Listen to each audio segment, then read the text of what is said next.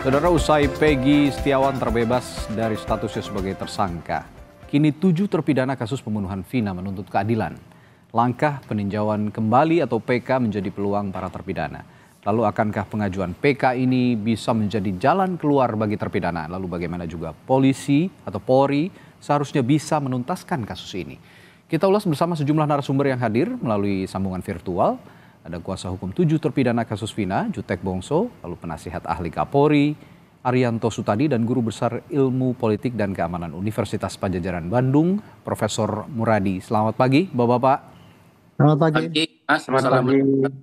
Pak Jutek, Baik. Pak Arianto. Selamat Sehat pagi, semuanya ya, Pak Pak ya? Muradi. Baik, Baik. Mbak. Iya, saya pertama ke Pak Jutek dulu sebagai kuasa hukum terpidana nih, Pak Jutek. Upaya PK ini kan jadi jalan akhir ya, Pak Jutek ya, para terpidana ini Iya. yang sudah diajukan juga. Nah, sudah sampai mana prosesnya, Pak Jutek? Kita ingin tahu dulu nih. Jadi gini Mas, betul kami saat ini sedang menyusun PK.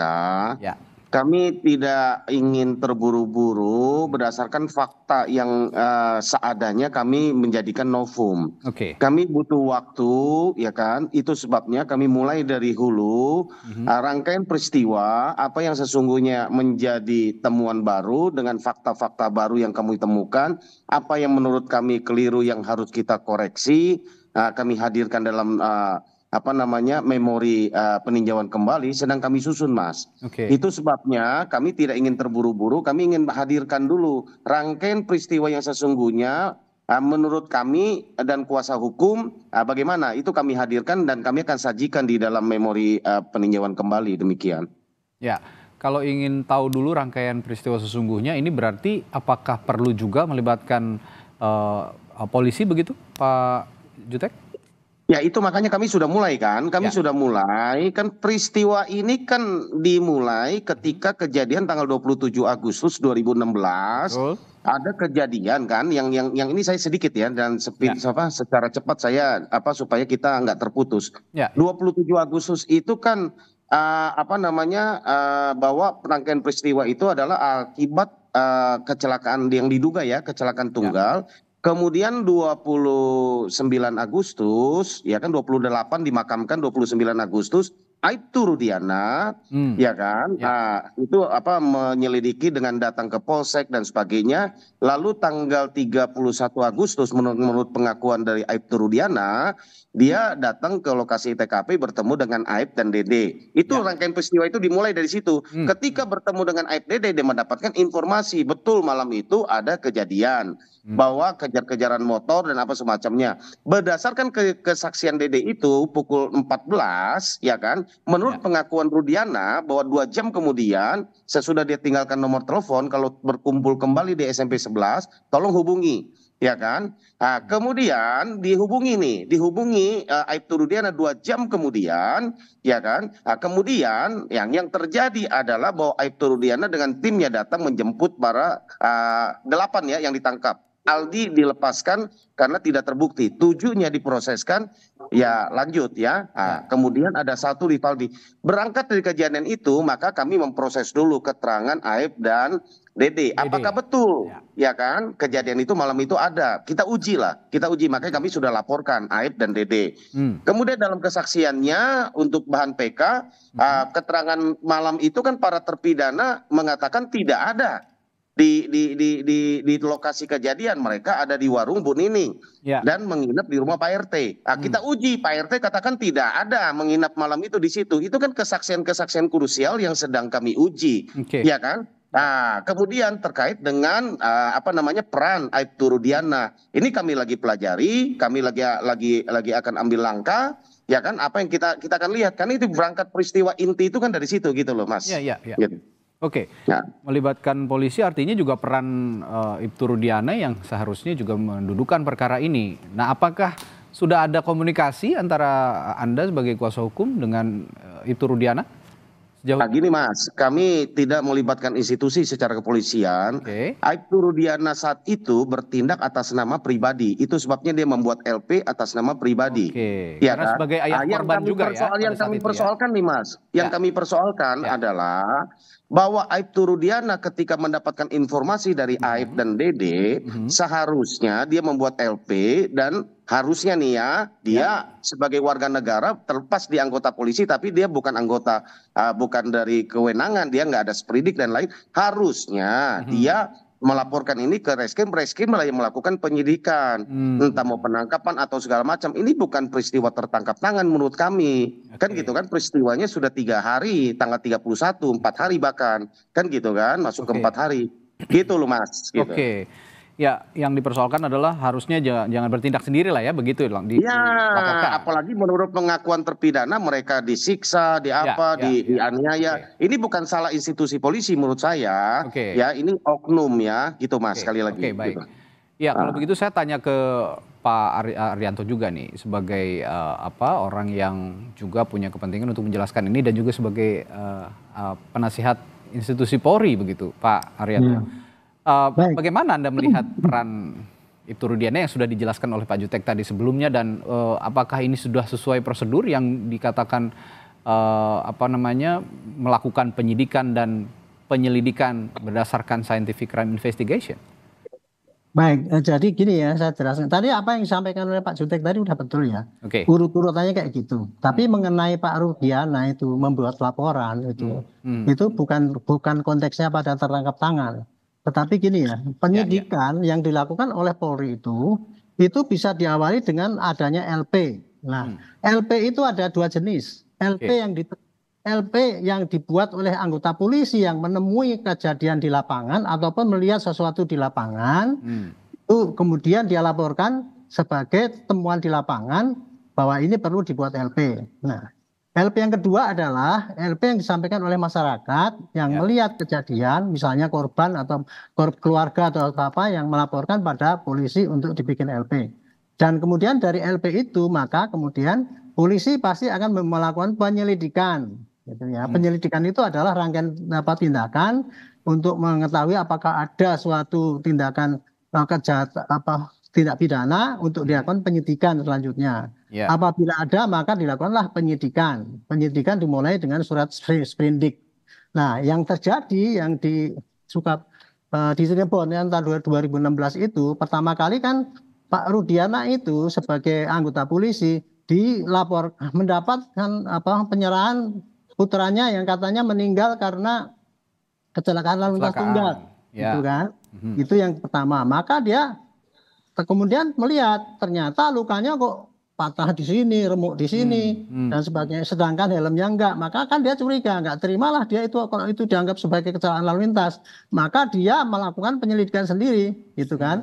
Tanya, dapatlah AF itu informasi. Kemudian dia akan ke unit narkoba ya, dengan 4 orang anggotanya itu nangkap, kemudian itu tadi disampaikan oleh Pak Jutek tadi.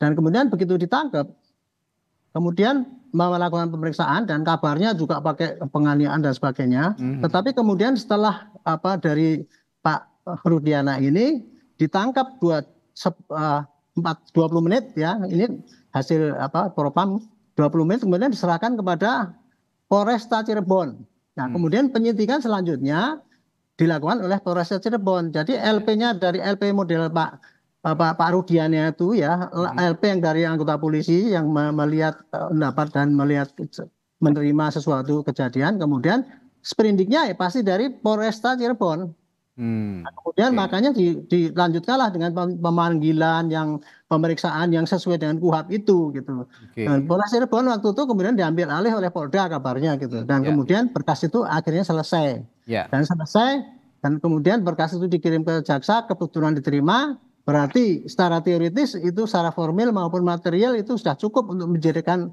bahan untuk penuntutan, dan kemudian berkas itu sudah diproses lagi di persidangan. Dan oleh persidangan sudah pakai proses persidangan yang betul, artinya dalam arti hakimnya juga bukan tunggal ya gitu ya. Tiga-tiganya tidak ada dissenting opinion menyatakan hukuman kepada para terdakwa itu.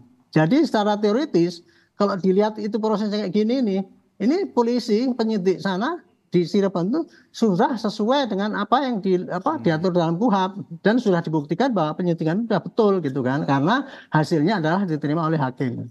Adapun sekarang kan jadi ribut karena munculnya film dan kemudian apa korban pada nggak terima kan ini para terdakwa yang ditangkap itu. Kemudian melakukan penyidikan ulang di lapangan gitu. Sejak semula saya mengatakan ya, kalau kasus kayak gini ini ya untuk mengkoreksi itu hanya pakai apa PK gitu. Itulah dalam PK yang ditempuh. Jangan kemudian cari tim pencari fakta, audit investigasi. Kalau secara teoritis itu audit investigasi yang dilakukan oleh penyidik itu tadi sudah benar. Makanya itu carilah nanti pencari fakta ataupun apa. Kalau sudah ada PK ini, kalau PK ini kemudian diterima dan kemudian dinyatakan putusan itu salah semua, barulah dimulai sidik ulang. Polisi memang harus melakukan penyidikan ulang. Itu kira-kira gitu jalan. Artinya prosedurnya begini, Pak Arianto, PK diterima dulu, nanti setelah itu polisi bergerak ketika PK memerintahkan ada audit investigasi, begitu ya? Betul, itu dianggap yang dulu itu batal kan gitu. Itu proses hukum di Indonesia itu kayak gitu jalannya gitu. Jadi nah, tapi kalau tadi dikatakan Pak Jutek bahwa Ibtu Rudiana ini bertindak sendiri pada awalnya, apakah itu juga sudah sesuai prosedur, Pak Arianto? Tinggal bertindaknya. Bertindaknya ya, dia menangkap itu kemudian dia membawa itu keliru, itu tidak sesuai dengan KUHP gitu. Tapi dia sebagai seorang polisi yang kemudian melihat dan ingin mencari informasi itu boleh, karena dapat informasi itu kemudian dia bikin LP gitu Pak. Gitu. Kekeliruan dia adalah menangkap kemudian membawa kemudian memeriksa, apalagi dengan kekerasan itu dia jelas dia keliru. Melanggar kode etik. Di situ ya. Ya, di situ ya. Ya, kekeliruan itu yang akhirnya juga jadi apa ya, bahan pertanyaan dan juga bahan yang parah kan gara-gara dia berbuat gitu. Betul. Rumusnya adalah karena anaknya mati, kemudian wafat, kemudian dia marah, kemudian mencari tersangka yang sebetulnya bukan tersangka, dia gebukin suruh ngaku dan merekayasa pengadilan sehingga semua dihukum. Kan yang rumus yang berkembang kayak gitu. Padahal yang terjadi itu gara-gara dia mungkin karena emosi juga ya, salah tangkap dan sebagainya, itu akhirnya ada rumus yang lapangan jadi kayak gitu. Ada unsur subjektivitas juga pada saat itu ketika itu dicurigai. Dulu kan malah kapangan tuh. Dia kan narkoba. Kenapa kok bisa ngurus itu? Ya gitu yang. Dan itu yang perlu dievaluasi sepertinya Pak Arianto ya. Memang awalnya tidak bisa seperti itu. Nah, saya ke Pak Muradi, Prof Muradi. Prof, kalau dengan tindak tanduk Ibtu Rudiana yang begitu awalnya dan akhirnya menimbulkan sedikit kekesalan publik akhirnya begitu. Kenapa disayangkan ya? Kenapa memang meskipun Ibtu Rudiana juga seorang ayah dari korban gitu, seharusnya kan tidak bertindak sendiri. Nah, di sisi lain juga kita ketahui bahwa baru-baru ini ada status hukum yang akhirnya dicabut begitu ya dari Peggy Setiawan. Ini artinya ada pola penyelidikan dari kepolisian yang perlu dievaluasi. Bagaimana pandangan Anda soal ini, Prof Muradi? Baik, Mas. Yang pertama, saya ingin memisahkan dulu ya kasus Peggy dengan 7 orang ini, supaya kemudian kita clear. Karena Peggy itu problem yang belakangan ya. Jadi saya bicara soal Peggy-nya nanti. Tapi yang kemudian bagaimana kemudian tindak tanduk Ibtu Rudiana, memang kalau bicara soal subjektivitas pasti. Jangankan bapaknya polisi ya, yang bapak biasa aja anaknya dianiaya bahkan betul.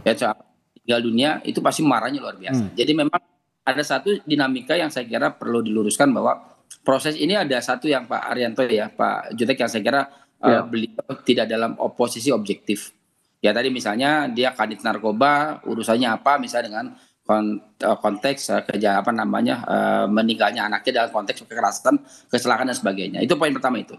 Nah, yang kedua, ketika proses itu dilangsungkan, saya kira ada satu hierarki yang memang tidak bisa saya nyebutnya sense of membership ya, sesuatu yang kemudian merasa bahwa karena ini anaknya polisi, kemudian dilaporkan oleh polisi, kemudian oleh teman-teman penyidik juga dilakukan proses yang sebenarnya ada pada tahapan yang tidak cukup clear. Walaupun tadi saya setuju dengan Pak Arianto bahwa berkasnya normatif nih, masuk P21, kemudian diambil Polda, P21, kemudian dia disidang dan akhirnya kemudian diputuskan. Nah, poin ini yang saya kira perlu dilihat, bahwa proses itu yang kemudian publik merasa bahwa kalau misalnya kita berandai-andai ya, kalau misalnya kemarin Peggy Setiawan tidak buru-buru saja ditetapkan, mungkin ceritanya berbeda Pak Arianto, Pak Jutek ya. Beda ceritanya ini pasti. Kan ada dipisahkan dua hal berbeda. Nah, tapi konteks ini yang saya kira kita nggak bisa mengatakan bahwa dalam proses penyidikannya itu ada sesuatu yang tidak dilalui dengan normal ya. Artinya memang kemudian kita akan bilang bahwa ini ketika kasus kemarin Peggy, maka imbasnya bukan cuma Dirkrim plus kemudian penyidiknya di Polda saat ini ya. Tapi kita mundur tadi, Pak Jutek ini mundur nanti di 2016 ketika proses itu dari mulai penyidik di Polresta sampai pada level pengambil alihan oleh Polda. Ini yang perlu kemudian yang tadi Pak Arto sampaikan. Tadi saya bilang sampai belum adanya PK ya memang proses hukumnya ya dilakukan dijalani oleh 7 orang ini. Jadi membuat saya ketika kemudian dilakukan ya sampai proses hukumnya clear, ada PK dan sebagainya, saya kira tidak ada alasan untuk 7 orang ini kemudian meminta pembebasan atau meminta keadilan dalam konteks misalnya imbas dari Peggy yang dibebaskan karena kurangnya barang bukti dan upaya untuk kemudian membuat Peggy ditahan begitu, Mas Reza. Oke, baik, Prof. Kalau begitu.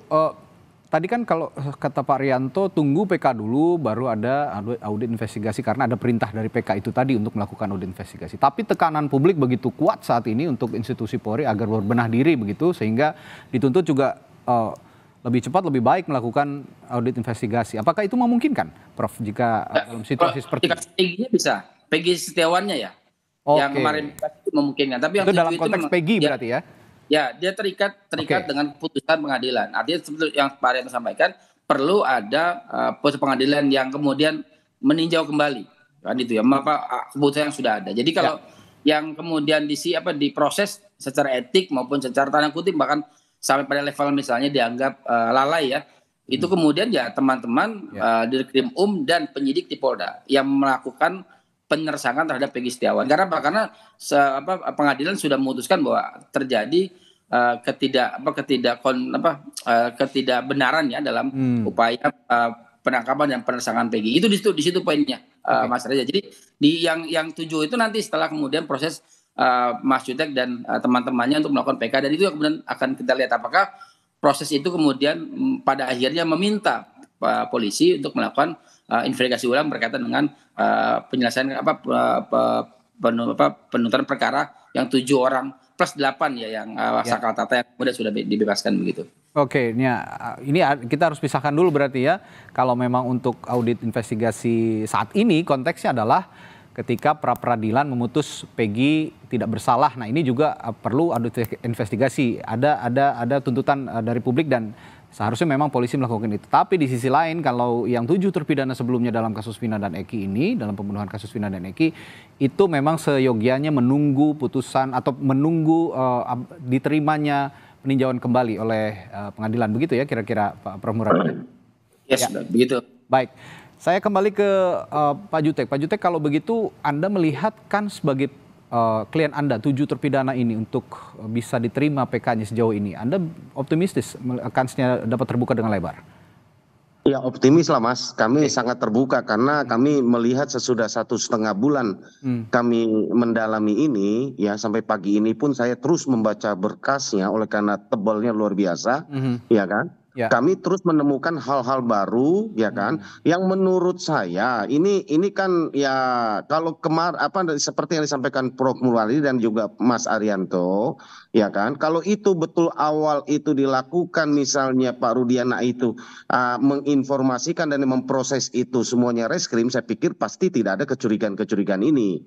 Ya, unsur subjektif yang lain kami lihat banyak lah. Nanti ini kan bahayanya pendidikan untuk masyarakat. Jadi kebetulan saja Aibtu Rudiana seorang anggota polisi. Kalau kita yang masyarakat umum ini, apakah boleh kita tahu satu peristiwa kita lakukan penangkapan sendiri, kita interogasi sendiri, kita siksa, baru kita serahkan ke polisi? Itu kan pertanyaan. Ya kan, kedudukannya sama. Ini yang kami mau luruskan. Kami tidak koreksi yang terjadi Peggy saat ini ya. Yang kami koreksi adalah tahun 2016 lalu. Itu menurut saya dasar putusan Peggy yang sekarang pun adalah yaitu kan bahwa mereka belum pernah diperiksa, belum kok bisa masuk DPO dan sebagainya, sehingga penetapannya tidak sah. Menurut kami kalau prosesnya sudah diawali dengan proses yang menurut kami tidak benar, harusnya batal demi hukum menurut kami ya, gitu loh, kan gitu. Ini kan novum gitu loh, kan gitu. Itu novum Gitu, yang, Mas. itu berarti Iya, ini itu salah satu novum yang saat ini menjadi dasar pengajuan PK berarti ya Pak Jutek ya? Iya, banyak yang kami dapatkan, mungkin ini salah satunya proses. Makanya kami lagi mempertimbangkan untuk mengambil langkah hukum supaya ini terbuka objektif. Aibtu Rudiana itu memberikan keterangan, kami lagi pertimbangkan. Banyak opsi, ya kan? Banyak opsi dan banyak ini yang kami akan lakukan. Artinya untuk bukan mengoreksi secara lembaga ya, bukan. Tapi sekali lagi, ini kita harus akui ini sudah diuji di jaksa, diterima P21, sudah diuji di pengadilan 3 tingkat nih, sampai kasasi. Kayak kan, bahwa ini kesalahan bukan, kalaupun ada kesalahan di penyidik harusnya dikoreksi di jaksa, dikoreksi di pengadilan. Ini sampai ke Inkra, MA. Ini ada apa gitu kan? Bahkan prosesnya ini menurut kami janggal ya. Nah, dari BAP yang kami baca, dari pertimbangan hakim putusan 04 yang sedang saya baca sekarang, ya kan? Menurut saya banyak yang janggal. Ya, Mas Arianto tahu lah, Mas, yang ditangkap itu 8 orang. Bagaimana ditangkap itu jam 16, 18.30 di dalam petikan putusan dan di BAP, ya kan sudah diserahkan ke Polres. Ya kan, kami kan dengar dari versi klien kami pada 7 terpidana. Itu aja lah, makasih.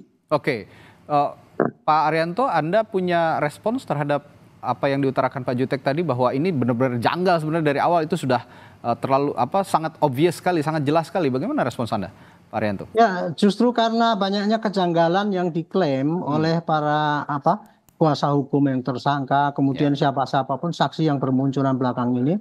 Justru itulah yang dulu itu saya nyarankan masukkan aja di dalam PK. Oke. Dasar-dasar untuk, jadi saya itu bukan keberatan, justru saya yang pertama kali dulu mengusulkan PK dulu. Iya, kepada di TV saya ngomong gitu ya. Kumpulkan semua kejanggalan-kejanggalan itu saya anggap sebagai suatu kekeliruan daripada hakim yang memutus. Kalau saya, pikiran saya dulu gitu, karena kejanggalan itu kenapa kok nggak terkuak di dalam persidangan itu. Kan persidangan itu kan sudah dari berkas perkara, kemudian dihadirkan semua saksi-saksi dan sebagainya. Nah, kalau masih terjadi kejanggalan, kemungkinan hakim waktu itu salah mempertimbangkan atau tidak mempertimbangkan bukti-bukti ada. Contohnya lagi katanya kuasa hukumnya itu Bu Titin atau siapa mengatakan, masa hakim mutusnya hanya berdasarkan BAP polisi, itu apa kesannya dia gitu. Itu kan menimbulkan kesan pada saya ya, bahwa waktu itu tidak diperiksa apa adanya yang di persidangan itu, hanya kemudian seakan-akan BAP itu jadikan acuan untuk memutuskan itu. Kan nggak mungkin dalam persidangan itu. Makanya ini hanya bisa dicek dengan PK, karena PK itu kan kalau nggak salah ada 3 itu ya, kemarin Pak Pakar tuh ngomong gitu. Mungkin menilai apakah hakim itu salah memutus karena tidak memperhatikan apa yang berkembang di dalam sidang, kemudian salah atau tidak mempertimbangkan apa yang disampaikan, dan ketika ada novum baru. Nah, ini temuan-temuan ini ya, saksi-saksi yang begini bertentangan dengan kenyataan di lapangan, itu menurut saya itu temuan baru. Kemudian itu tadi kuasa hukum yang mengatakan itu Pak Hakim kok cuma mengacu pada BA, itu kan suatu gejala ya, seakan-akan hakim tidak mempertimbangkan apa yang berlaku kesaksian yang dalam sidang. Itu kira-kira gitu Pak. Jadi bagus adanya PK ini. Saya berdoa mudah-mudahan cepat di sidang dan bisa jelas apakah dulu tuh memang polisi itu dianggap memang tidak benar, gitu kan? Karena saya begini Pak, dengan scientific crime investigation, saya juga membantah waktu itu. Scientific crime investigation itu adalah alat daripada polisi untuk mencari bukti, bukan keharusan Pak. Kalau seorang pencopet ya nggak usah pakai scientific investigation, selesai itu urusannya. Nah ini kan dengan kayak gitu, tapi hakim sudah menerima, ya sudah, polisi nggak bisa disalahkan karena tidak scientific gitu. Tapi dalam kasus Vina ini Pak Arianto, mohon maaf saya potong sedikit. Dalam kasus Vina ini kan sedikit sekali ditemukan physical evidence yang menjadi penguat scientific crime investigation. Physical evidence yang sangat minim. Ini hanya kesaksian. Nah, ini apakah bisa menjadi novum juga nantinya? Itu boleh juga. Itu kan sebagai bukti baru yang tidak terungkap di dalam persidangan. Itu gitu, Pak. Saya itu tadi Pak ya, scientific crime investigation itu. Dulu waktu kasus Vina itu sudah diterapkan. Contohnya pakai autopsi, pakai jenis darah. Dan itu satu bagian daripada scientific crime investigation. Sudah diterapkan, cuman tidak maksimal. Karena apa? HP-nya kok tidak dibuka. alibinya kok tidak dibuka dari digital itu ya, dari jejak digital. Itulah yang disayangkan itu. Kalau itu saya akui memang itu kurang. Tetapi dulu dengan tanpa itu pun hakim sudah yakin, berarti ya menurut saya sih kayak gitu, bukannya saya ngotot penyidik benar, enggak. Saya hanya mau melihat ini yang betul-betul terjadi itu apa sih? Mosok kasus kayak gitu kemudian diputus dan putusnya berat sekali. Ini yang saya pengen cari. Makanya ajukan PK. Itu kuncinya kan gitu. Ya, oke. Baik, Prof Muradi, ini selain PK yang saat ini diajukan begitu ya, tapi ada juga PR Polri lainnya dalam kasus ini, yakni putusan pengadilan tahun 2017 yang menetapkan 3 orang masuk dalam daftar pencarian orang yang terbukti kemarin Peggy Setiawan ini yang dinyatakan sebelumnya sebagai DPO tidak terbukti sama sekali bahwa itu adalah Peggy alias Peron. Nah, secara paralel, secara simultan begitu PK berlangsung, polisi mencari tetap DPO yang ditetapkan oleh pengadilan 3 orang. Apakah ini juga perlu diupayakan untuk terus ditekan agar 3 orang ini bisa dapat ditemukan dan dipublikasikan oleh pihak kepolisian? Tapi jangan dijawab dulu ya, Prof Muradi. Setelah jeda akan dijawab oleh Prof Muradi di Sapa Indonesia Pagi. Tetaplah bersama kami. Sebelum jeda tadi saya sempat menyinggung soal 3 orang yang masuk dalam daftar pencarian orang kasus pembunuhan Vina dan Eki yang menjadi putusan pengadilan tahun 2017 untuk ditindaklanjuti tentunya oleh pihak kepolisian agar dicari. Nah, kemarin sudah ditetapkan oleh polisi Peggy Setiawan sebagai tersangka, namun akhirnya dinyatakan salah begitu ya, error in persona, dan Peggy Setiawan akhirnya dinyatakan bukan orang yang dimaksud masuk dalam DPO yang sebelumnya dikatakan Peggy alias Peron. Nah, saya tadi tanya ke Prof Muradi, apakah ini juga perlu secara paralel, simultan begitu, di sisi lain ada pengajuan PK dari 7 terpidana, tapi jangan dilupakan ada 3 daftar pencarian orang juga yang harus diungkap oleh polisi ke publik.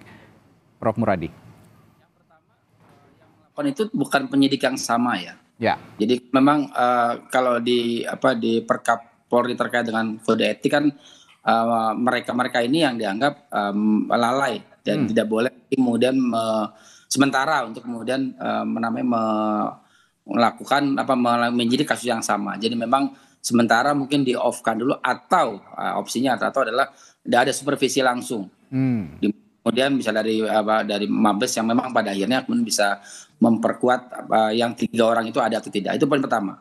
Jadi nggak bisa kemudian orang yang sama, karena orang yang sama akan ada revenge yang bahasa kriminologinya itu sebagai sesuatu yang kemudian tidak bisa dipertanggungjawabkan karena ada perasaan subjektif di situ. Itu poin pertama itu. Okay. Nah, yang kedua, ini tadi saya mau komentari sedikit yang Pak Arianto dengan Pak Jutek ya, bahwa silakan. Memang saya setuju bahwa problemnya bukan problem hanya polisi. Ini problem peradilan, sistem peradilan kita, Pak Arianto, Pak Jutek. Jadi kadang-kadang karena dianggap P21 clear, berkas sudah lengkap dan sebagainya, itu diputus dalam bentuk yang sama sekali tidak memperhatikan tanda kutip ya rasa keadilan. Kalau kita baca revisi undang-undang Polri yang baru sekarang saya lagi baca detil ya, itu kan memang ada satu pasal yang kemudian khusus terkait dengan peradilan restoratif justice ya. Peradilan restoratif keadilan restoratif yang kemudian membuat polisi pada akhirnya akan mendahulukan keadilan ketimbang soal penegakan hukum. Ini kan nanti berlaku di Undang-Undang 1 2023, Pak Arianto, Pak Jutek mungkin clear ya di situ. Jadi nanti 2025 nanti ya per 1 Januari. Jadi tahapan ini saya kira sudah dilakukan. Konteks ini yang saya kira kemudian tidak boleh lagi ada penyidik Polri yang kemudian gegabah mengutus 3 orang tadi dan sebagainya. Apalagi misalnya ternyata 3 orang ini fiktif. Nah, pengertian fiktif itu kan bukan di pengadilan, tapi berdasarkan pada apa yang dilakukan oleh polisi selama antara 2017 sampai 2024. Oh, ternyata fiktifnya hanya ada 1, namanya Peggy. Dan itu pun juga salah. Artinya apa? Artinya memang penyidik ini yang tidak boleh lagi menyentuh kasus yang sama. Dia harus diproses, dicek ya apakah memang ada kesalahan prosedur atau ada human error yang mungkin juga akan mempengaruhi kinerja polisi. Karena di publik di satu sisi kemudian berharap betul misalnya Polri bisa kemudian memberikan rasa keadilan. Jadi keadilannya bukan kemudian tren ya, Mas Jutek ya, tapi lebih keadilan dalam konteks yang betul-betul memang publik mendapatkan hal itu. Dan saya kira Kapolri sudah menegaskan beberapa kali. Kemarin di PTK bahkan Wakapolri menegaskan itu. Ini ada sesuatu yang kemudian tidak lengkap ini. Tidak ada yang kemudian pada akhirnya membuat posisi polisi sebagai institusi tadi itu kemudian tidak dipandang baik oleh publik. Padahal semua proses itu kemudian dilalui dalam bentuk yang normatif. Nah itu yang kedua. Nah yang ketiga saya kira kalau misalnya apakah akan bisa paralel? Bentuknya adalah bisa, hanya poin pentingnya adalah teman-teman penyidik dan Dirkrim itu harus diproses dulu secara etik. Jadi nggak boleh ini mereka menyentuh sama sekali kasus. Kalau tidak, ini akan ada subjektivitas lagi. Ada upaya untuk melakukan tindakan yang sebenarnya malah memperrumit proses pada tahapan itu. Karena memang pada kasus tertentu, misalnya pengadilan memutus 3 orang ada DPO, ternyata itu adalah tanda kutip ya rekaan yang kemudian sama sekali tidak ada. Nah kalau itu dilakukan maka kemudian harus diputus lagi. Mungkin nanti dengan Pak Jutek maksudnya Pak bisa kemudian mengajukan juga apakah 3 orang itu ada atau tidak. Kalau ternyata ada, ya kemudian kewenangan Polri, kewajiban Polri untuk memutuskan mencari 3 orang itu. Atau memang pada akhirnya itu hanya bentuk dari bukan rekayasa fiktif saja. Seolah ada padahal sebenarnya tidak punya kecenderungan figur yang ada yang memang akan dicari dalam bentuk pelaku di luar yang 8 orang itu gitu, Mas Reza. Ya, saya kembali ke peran Ibtu Rudiana nih Prof Muradi dan juga kasus yang sebenarnya kalau banyak pihak melihat sebenarnya ini simpel, mudah tuh, tapi seolah-olah menjadi rumit begitu kan, seolah-olah menjadi rumit karena banyak sekali puzzle-puzzle yang tidak diungkap begitu ya, teka-teki yang tidak diungkap. Lalu juga ada Ibtu Rudiana yang saat ini sebetulnya diperlukan begitu kehadirannya di hadapan publik memberikan keterangan bagaimana duduk perkara ini awalnya, tapi belum muncul juga ke publik di tengah upaya PK yang sedang dijalankan oleh 7 terpidana. Anda melihat apakah ini juga ada upaya sejumlah fakta ditutup oleh pihak kepolisian atau bagaimana? Ya pertanyaan yang saya harus yang kita jawab bareng-bareng ya.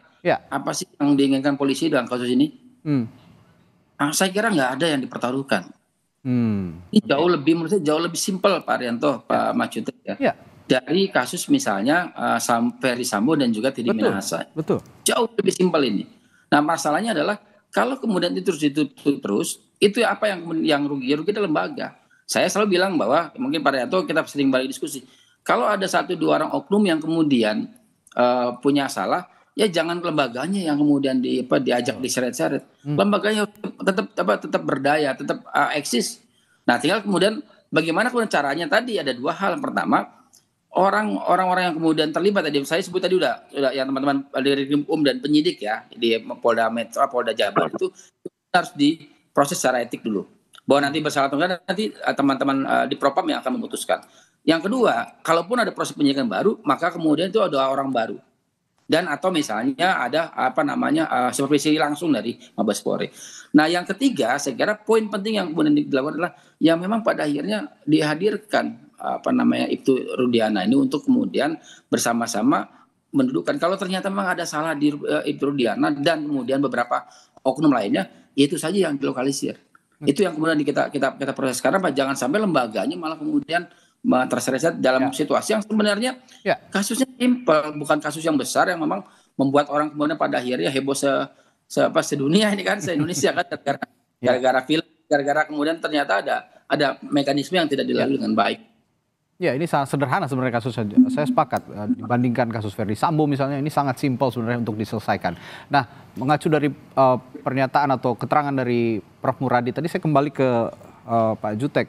Pak Jutek kalau melihat kasus ini sesederhana itu kalau tadi Prof Muradi bilang gitu ya dan yang dipertaruhkan lembaga polisi kalau memang tidak mau mengungkap oknum begitu. Nah Anda melihat posisi seperti ini, itu Rudiana yang belum juga muncul ke publik, apakah juga Anda melihat ada fakta yang saat ini sejauh ini disembunyikan oleh pihak kepolisian?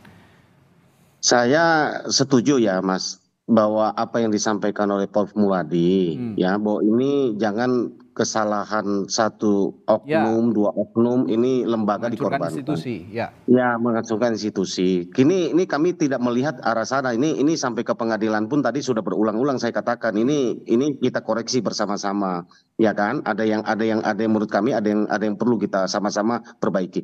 Ini yang saya mau sampaikan Mas, bahwa menyangkut yang 3 DPO dan peran Rudiana, ya menurut kami sesudah kami masuk ke dalam ya, lalu kami mendapatkan informasi versi dari klien kami, versi kami baca dan juga kami dengar, sampai kapanpun menurut saya DPO itu nggak akan ada, ya kan? Ya. Kenapa saya sampaikan? Karena itu kan ya yang diperiksa menurut di dalam pengakuan Rudiana itu kan hanya Sudirman sama Jaya, ya kan? Di dalam keterangan yang kami dapat, semua 11 tersangka itu adalah hasil karangan dari Sudirman, ya kan? Hasil karangan dari Sudirman dia sebut satu demi satu. Siapa itu Sudirman? Sudirman itu adalah yang tamat SD 17 tahun. Yang IQ-nya sudah dites di bawah 4, ya kan? Dan ini menurut kami itu berulang-ulang di persidangan pun sudah diajukan untuk dilakukan tes kejiwaan, tes kemampuan. Apakah dia mampu cakap di dalam melakukan perbuatan hukum? Kan gitu. Dia sebut nih karena akibat ada tekanan psikis dan juga fisik saat itu. Kan gitu kan. Dia sebutlah nama-nama yang ada di otak dia menurut pengakuan para terpidana. Terseretlah semua ini orang. Kan gitu kan. Itu sebabnya belakangan dari 3 yang DPO itu polisi mencari-cari maka keluarlah sketsa bukan foto. Karena bingung siapa itu Dani, siapa itu Andi, siapa itu Peggy, Perong, bingung gitu kan. Gitu loh. Ini menurut kami ya, menurut kami ini yang kami sampaikan fakta, ya kan, bahwa ini semua kami akan uji, ya kan. Jadi sampai kapanpun menurut kami ya, coba aja lihat DPO yang dikeluarkan kan sketsa oleh teman-teman polisi, kan gitu kan, bukan foto, ya kan. Dan belakangan dicabut semua keterangan itu oleh para saksi, alasannya tidak jelas, makanya dua DPO itu dinyatakan fiktif. Kalau fiktif kembali lagi, ini dugaan 340 bersama-sama. Pertanyaan kami yang pertama 340 kapan mereka merencanakannya, di mana itu aja belum terjawab karena ada saling tidak kenal. Yang kedua, ya kan, yang kedua nih yang paling penting ya, kalau ini ada yang dinyatakan fiktif DPO-nya belum ketangkap, ini uraian bersama-samanya jadi kami pertanyakan juga karena ada peran Dani, ada peran Andi, ada peran Peggy Perong yang dikatakan menusuk pakai samurai panjang, samurai pendek, samurai yang dimodifikasi, ya kan. Ini semua kami pertanyakan dalam fakta persidangan dihadirkan itu bukan samurai. Menurut klien kami yang dihadirkan itu ada mandau. Apakah mandau dengan samurai panjang itu sama? Mandau itu kan sepanjangnya gimana kita tahu. Ini semua kita akan urai lah. Kita akan urai karena ini ada di fakta persidangan ya. Gitu loh. Banyak sekali gitu keterangan yang tidak berkesesuaian. Banyak keterangan yang menurut kami perlulah kita dalami bersama-sama, ya kan? Gitu loh. Ya, makasih Mas. Kembali ke upaya PK nih Pak Jutek. Polri kan menyebut para terpidana sudah ajukan gerasi ya kabarnya ke Presiden dan ditolak. Apakah betul itu? Pak Jutek? Betul. Itu 2019, 2020 ya diajukan, ditolak 2020, betul ya.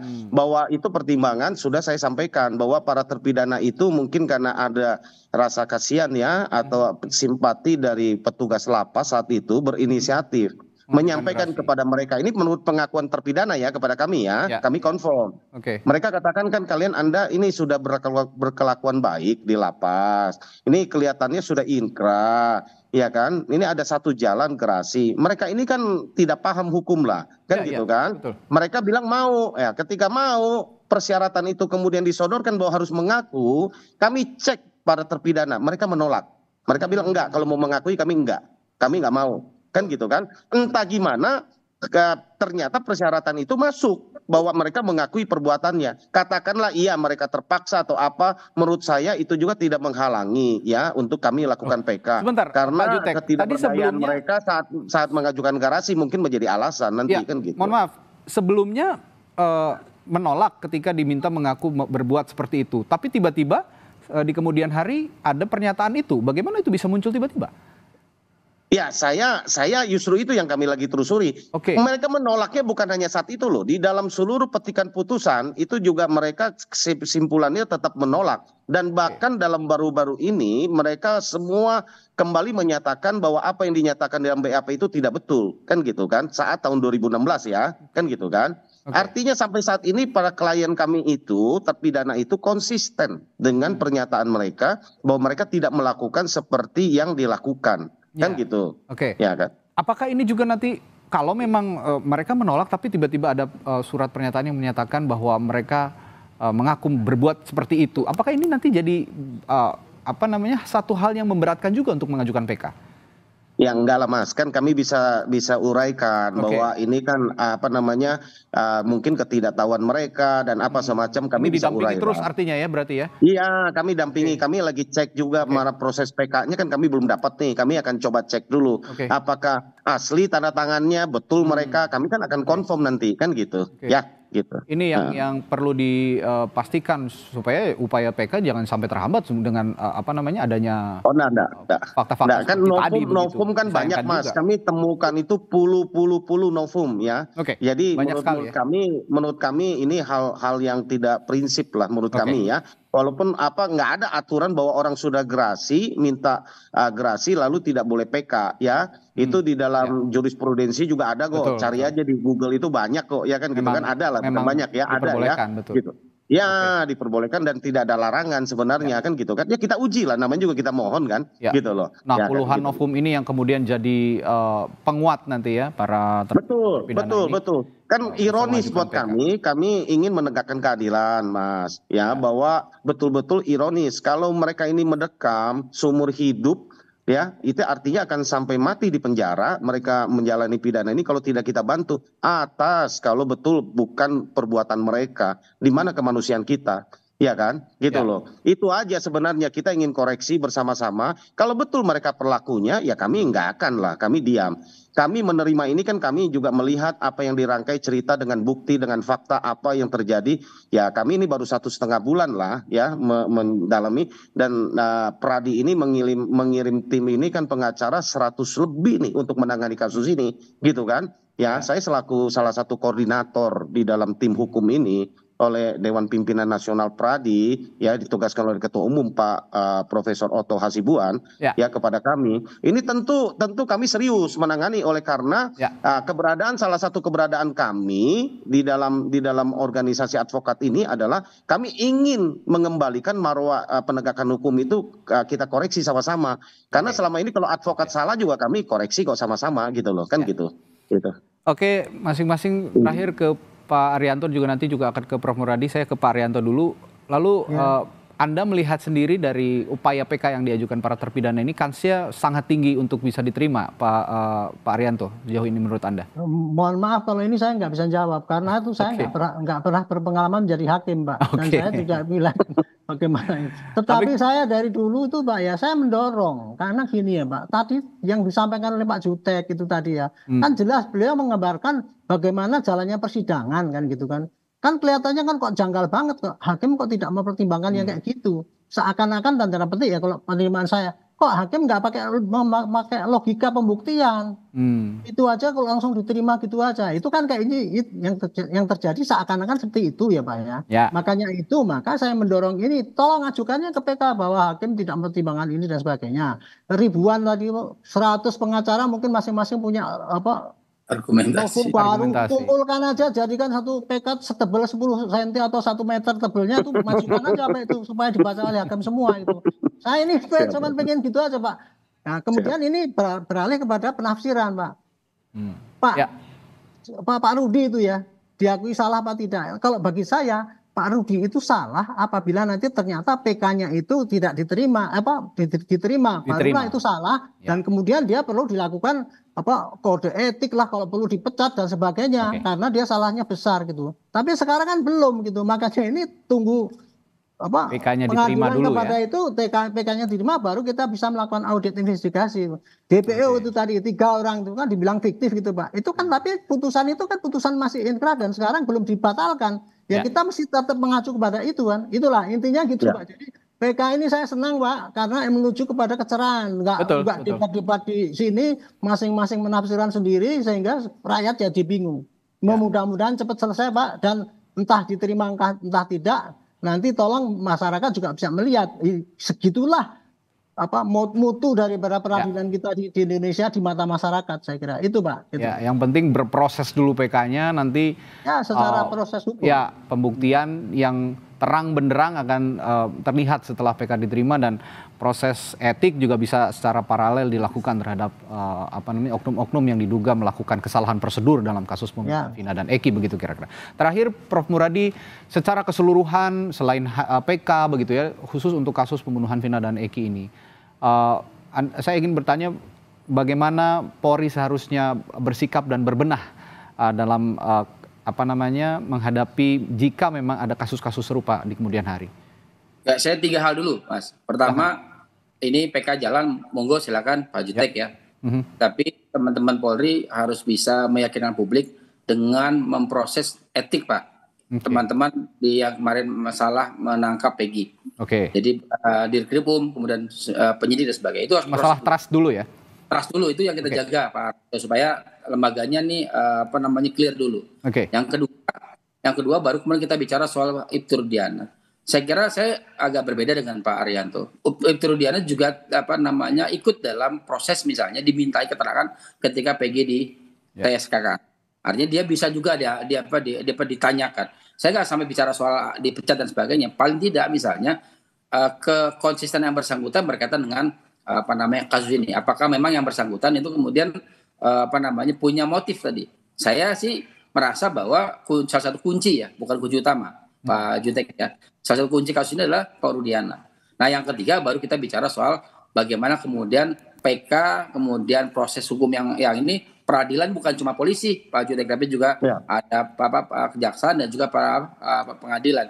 Nah, 3 tahapan ini yang saya kira akan diproses ketika PK itu ada. Jadi yang akan kena bukan hanya yang akan imbasnya secara ini bukan hanya polisi, tapi juga kejaksaan dan juga pengadilan.